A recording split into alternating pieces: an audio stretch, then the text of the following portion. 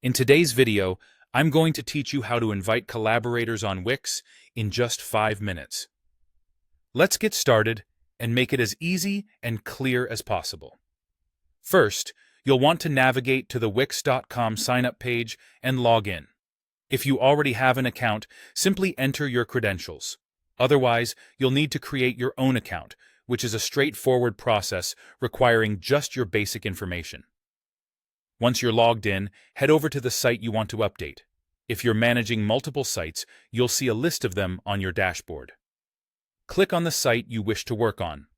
This will take you directly to your site editor, where the real fun begins.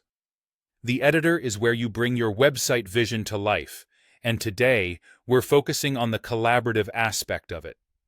Next, in the editor, look for the Settings option.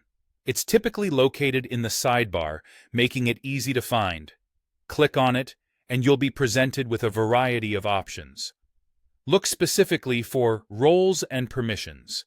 This section is essentially the control center for managing who has access to your website and what they can do once they're there. Now, you'll want to click on Invite Collaborators.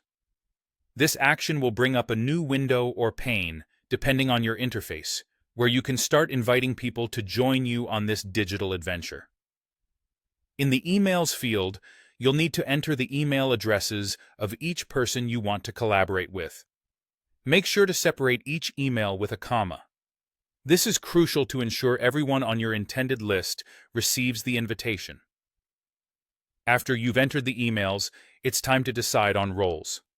You'll see checkboxes next to each role that you can assign to your collaborators. Take a moment to consider the level of access each person requires. Perhaps some collaborators need full access for building, while others may only need to view or give input. It's all about tailoring the experience so that everyone can work efficiently without stepping on each other's toes.